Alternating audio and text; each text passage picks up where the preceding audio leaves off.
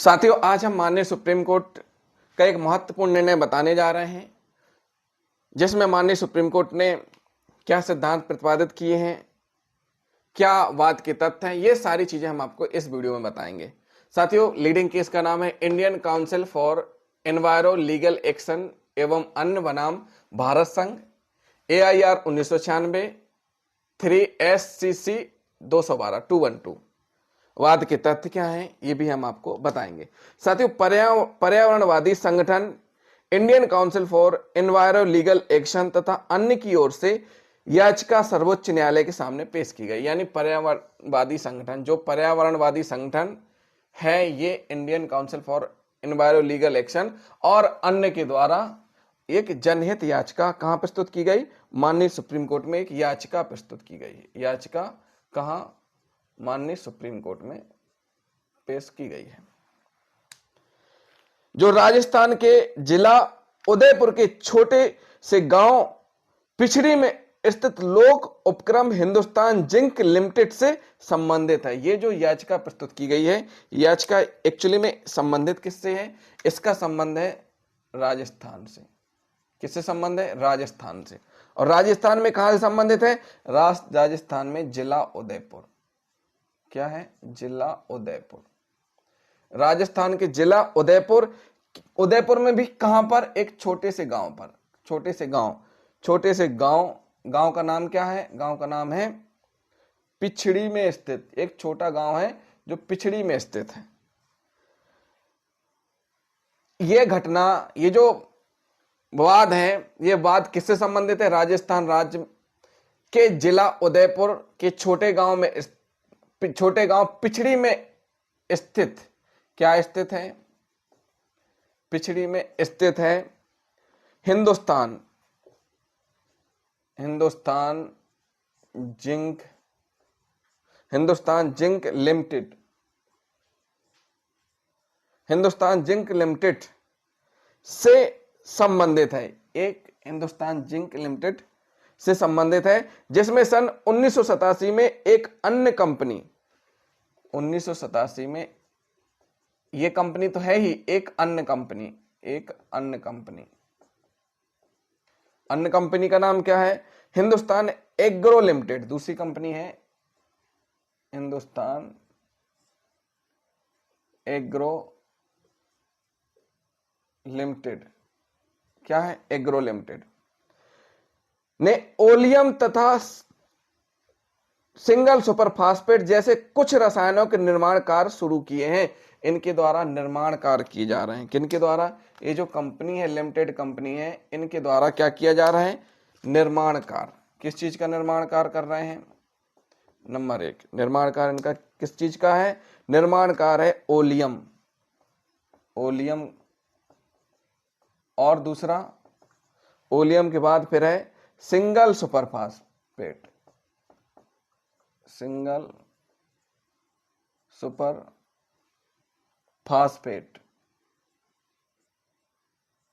Superphosphate जैसे कुछ रसायनों का निर्माण कार्य शुरू किया गया। ये क्या है? रसायन है। इनका निर्माण कहां हो रहा है? राजस्थान राज्य के जिला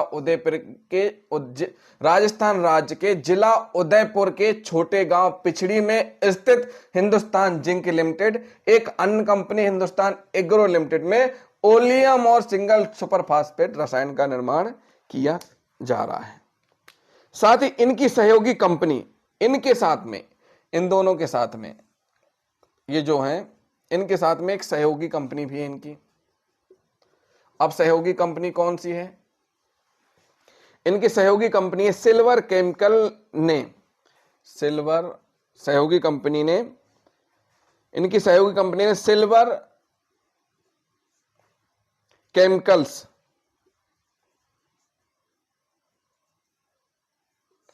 केमिकल्स ने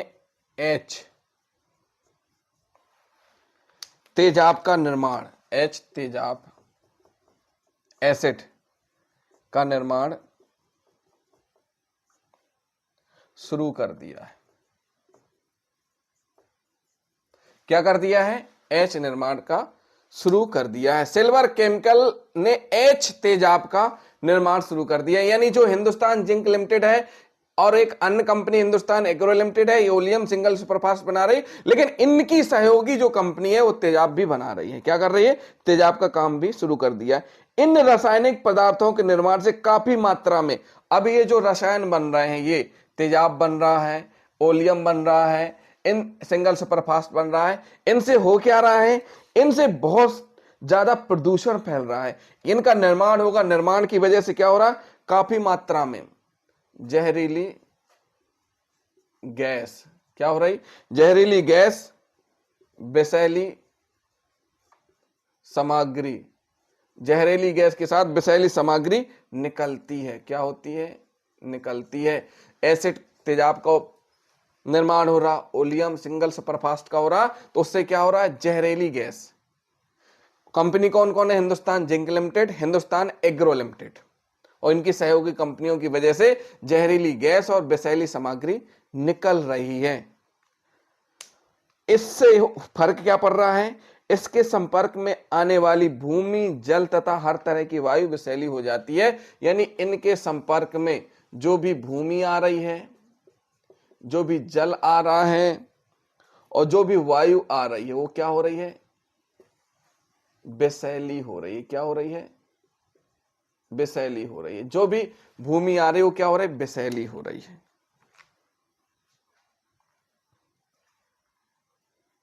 जो कि सभी के लिए, अगर ये विषैली हो रही है तो ये सभी के लिए हानिकारक है। सभी के लिए क्या है? हानिकारक है। जीव जंतु और मनुष्य सभी के लिए क्या है? हानिकारक है। इस प्रतिष्ठान में कई कंपनियां उच्च शक्ति गंधक तथा तेजाब जैसे रसायनों का उत्पादन कर रही थी। इस प्रतिष्ठान द्वारा किसी भी तरह की निर्बाधता, स्वीकृति या अनुज्ञप्ति प्राप्त नहीं की गई थी तथा न तेज और जहरीले एवं विषैले पदार्थों को शोधित करने के लिए कोई वैज्ञानिक उपकरण स्थापित किए गए थे। मतलब जो ये कारखाने हैं, ये कंपनियां हैं, इनके द्वारा लगातार तेजाब, ओलियम या सिंगल सुपरफास्फेट जैसे रसायनों का निर्माण किया जा रहा है और इनके द्वारा यह निर्माण कार्य बिना अनुज्ञा के किया जा रहा है। कैसे किया जा रहा? बिना अनुज्ञा के। किसी प्रकार का लाइसेंस नहीं लिया गया, किसी प्रकार के कोई जो फॉर्मेलिटी होती है, जो स्वीकृति होनी चाहिए, वो नहीं पूरी की गई है। यानी कि अनुज्ञा नहीं ली गई और इनके द्वारा न ही किसी प्रकार का ऐसा उपकरण, कोई वैज्ञानिक उपकरण लगाया गया शोधन के लिए। किसके लिए? शोधन के लिए।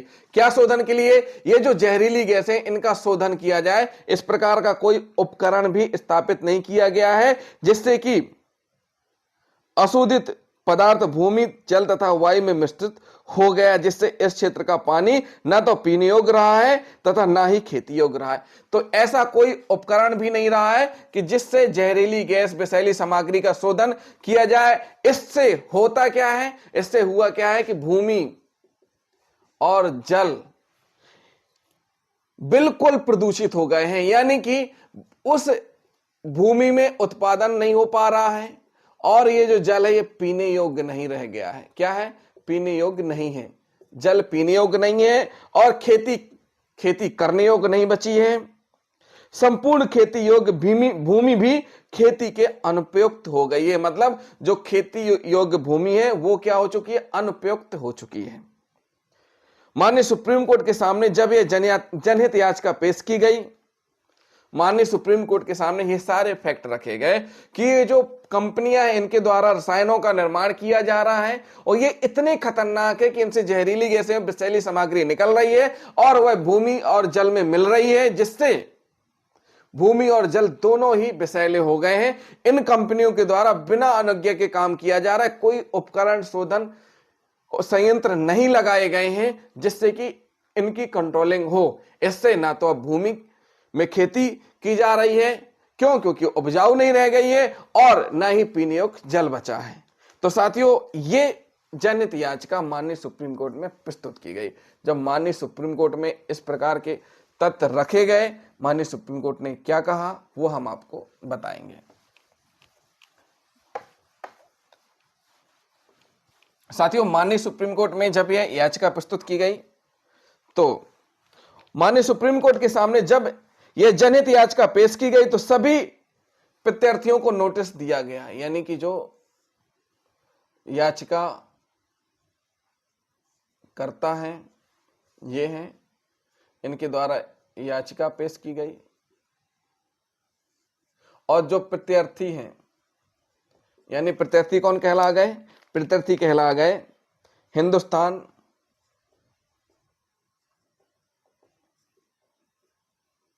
जिंक लिमिटेड और हिंदुस्तान एग्रो लिमिटेड और सहायक कंपनी कौन सी? सहायक कंपनी हो गई सिल्वर केमिकल।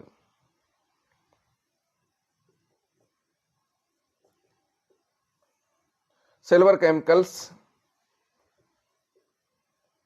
इनको क्या हुआ? नोटिस जारी किया गया। क्या किया गया? नोटिस किसके द्वारा? माननीय सुप्रीम कोर्ट के द्वारा नोटिस जारी किया गया। सभी को नोटिस जारी किया गया, जिसके जवाब में केंद्र सरकार, राज्य सरकार, राज्य प्रदूषण नियंत्रण मंडल तथा प्रत्यार्थी कंपनी द्वारा शपथ पत्र पेश किए गए। यानी उससे संबंधित जो भी थे उनको नोटिस जारी किए गया। इस संबंध में जवाब लिया गया। तो जवाब किस किस ने प्रस्तुत किया? जवाब प्रस्तुत किया केंद्र सरकार ने। केंद्र सरकार ने जवाब प्रस्तुत किया। उसके बाद राज्य सरकार यानी राजस्थान सरकार से भी जवाब मांगा गया, उनके द्वारा भी प्रस्तुत किया गया। फिर उसके बाद राज्य के जो प्रदूषण नियंत्रण मंडल हैं उनने जवाब प्रस्तुत किया और फिर ये कंपनियों ने भी जवाब प्रस्तुत किया। माननीय सुप्रीम कोर्ट ने राष्ट्रीय पर्यावरण अभियांत्रिकी अनुसंधान नीरी को ग्राम बिछड़ी की स्थिति का अध्ययन करने के लिए निर्देशित किया। अब माननीय सुप्रीम कोर्ट ने क्या कहा कि माननीय सुप्रीम कोर्ट ने कहा कि उस स्थान का निरीक्षण किया जाए। और निरीक्षण कौन करेगा?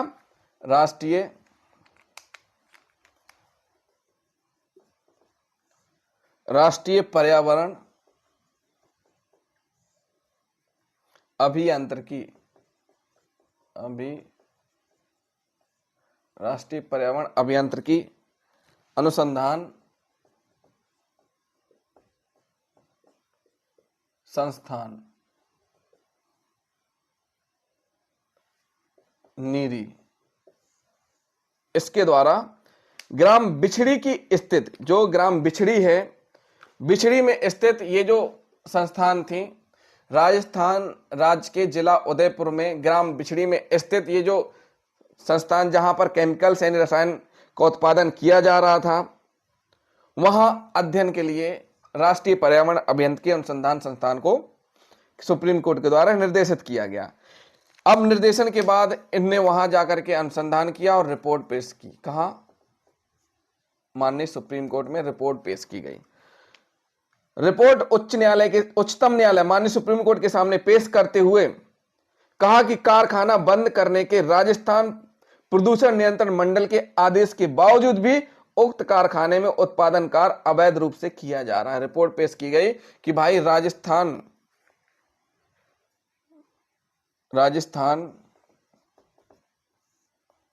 प्रदूषण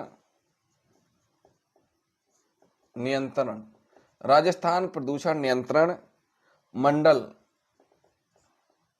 के आदेश, क्या आदेश है इनका? आदेश है कि कारखाना बंद होनी चाहिए, कारखाना बंद। इस आदेश का उल्लंघन कर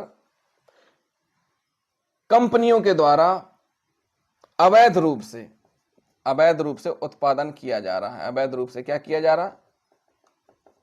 उत्पादन किया जा रहा है एवं आसपास के क्षेत्र में विषैला पदार्थ और जो अवैध रूप से उत्पादन किया जा रहा है उससे क्या हो रहा है कि जो आसपास है कहां पर? जहां ऐसी फैक्ट्री लगी हुई है आसपास विषैला पदार्थ क्या हो रहा है? विषैला पदार्थ फैला हुआ है। क्या है? विषैला पदार्थ फैला हुआ है। एवं उत्तरार्थी के गोदाम में 2440 टन, यानी जो कंपनियां हैं इनके गोदामों में 2440 टन एमटी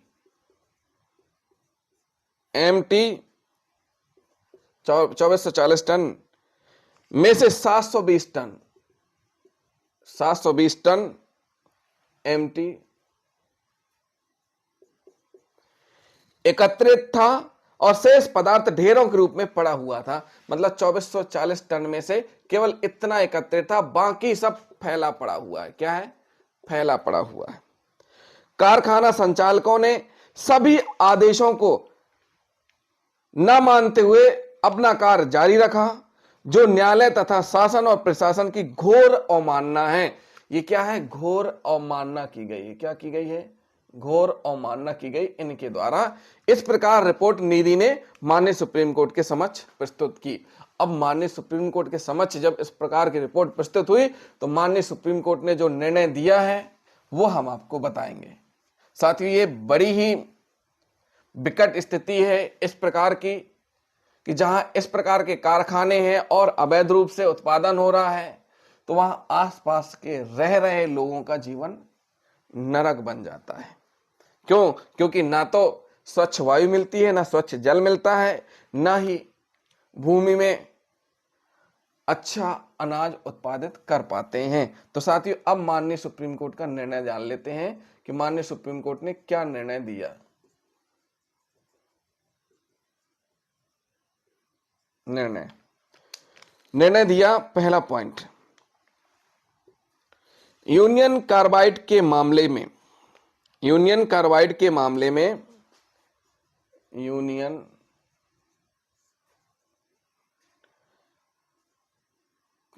कार्बाइड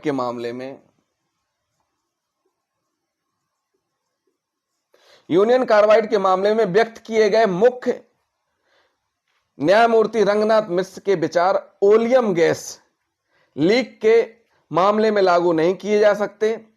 ओलियम का वाद तथा वर्तमान वाद में अंतर है, क्योंकि वर्तमान कारखाना विधि के उल्लंघन में संचालित किया जा रहा था। माननीय सुप्रीम कोर्ट ने कहा कि जो ओलियम से संबंधित मामला है उसके प्रावधान यहां पर लागू नहीं होंगे, क्योंकि ये जो कारखाना है ये अवैध रूप से संचालित हो रहे थे, यानी कि विधि का उल्लंघन किया है, इनके द्वारा अवमानना की गई है। नंबर दूसरा, अगर देश के किसी भी भाग में कोई उद्योग बगैर वांछित अनुमति, अनुज्ञप्ति अथवा स्वीकृति के संचालित किया जा रहा है, प्रशासन अथवा सरकार द्वारा रोक का आदेश दिए जाने के बावजूद भी संचालित किया जा रहा है, तो सुप्रीम कोर्ट को यह अधिकार प्राप्त है कि वह नागरिकों की जीवन संबंधी तथा स्वतंत्रता संबंधी मूल अधिकारों के संरक्षण हेतु हस्तक्षेप करे। माननीय सुप्रीम कोर्ट को अधिकार प्राप्त है। क्या अधिकार प्राप्त है?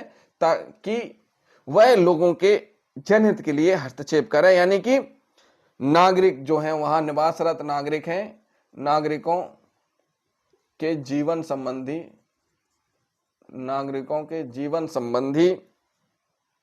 तथा स्वतंत्रता संबंधी मूल अधिकारों के संरक्षण हेतु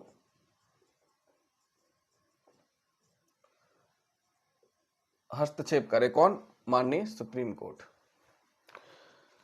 माननीय सुप्रीम कोर्ट ने उत्तरार्थियों के इस तर्क को अमान्य कर दिया कि विशेषज्ञों द्वारा पेश की गई रिपोर्ट की परीक्षा का अवसर दिए बगैर, यानी कि जो कंपनियां थी उनने ये तर्क दिया कि जो विशेषज्ञों की रिपोर्ट प्रस्तुत किए बगैर उत्तरार्थियों के विरुद्ध कोई आदेश पारित नहीं किया जा सकता तथा न उस रिपोर्ट के आधार पर कोई कार्रवाई की जा सकती है। यानी कि जो विपक्ष पक्ष है उनके द्वारा तर्क प्रस्तुत किया गया कि विशेषज्ञों की रिपोर्ट पेश किए बगैर कोई भी आदेश पारित नहीं किया जा सकता।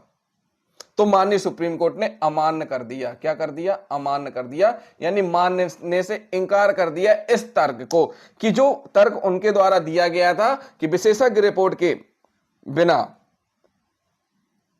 विशेषज्ञ रिपोर्ट के बिना, यानी उनको अवसर मिलना चाहिए, विशेषज्ञों द्वारा पेश की गई रिपोर्ट की प्रति परीक्षा का अवसर दिए बगैर, यानी जो विशेषज्ञ रिपोर्ट है इसका प्रति परीक्षा का अवसर मिलना चाहिए। किसको मिलना चाहिए? जो विपक्षी कंपनियां हैं उनको। लेकिन माननीय सुप्रीम कोर्ट ने इस तर्क को अमान्य कर दिया। उसके बाद पॉइंट नंबर 4, इस मामले में राइलैंड फ्लेक्चर के मामले के तथ्य लागू नहीं होते। माननीय सुप्रीम कोर्ट ने यह तर्क भी उनका अमान्य कर दिया कि राइलैंड फ्लेचर 1868 LR 3 HL 33 के मामले के तथ्य इसमें लागू नहीं होते। 5वां, अधिनियम की धारा 2A में पर्यावरण शब्द की विस्तृत परिभाषा दी गई है। जो एनवायरमेंट एक्ट है इसमें जो धारा 2A है, 2A में पर्यावरण की परिभाषा दी गई है। पर्यावरण संरक्षण अधिनियम 1986 की धारा 3 तथा 5 एवं जल प्रदूषण नियंत्रण अधिनियम 1974 तथा वायु प्रदूषण नियंत्रण अधिनियम 1981 शासन को यह शक्ति प्रदान करती है कि वह पर्यावरण की रक्षा, संरक्षण तथा संवर्धन के लिए निर्देश जारी करे। साथियों, माननीय सुप्रीम कोर्ट ने कहा कि जो धारा 2A है, 2A में पर्यावरण शब्द की परिभाषा दी गई है, और जो एक्ट बने हुए हैं, जो पर्यावरण संरक्षण का एक्ट है, एक्ट 1986 है। इसी प्रकार जल प्रदूषण 1974 हुआ, जल प्रदूषण अधिनियम 1974 हुआ, वायु प्रदूषण अधिनियम 1981 हुआ।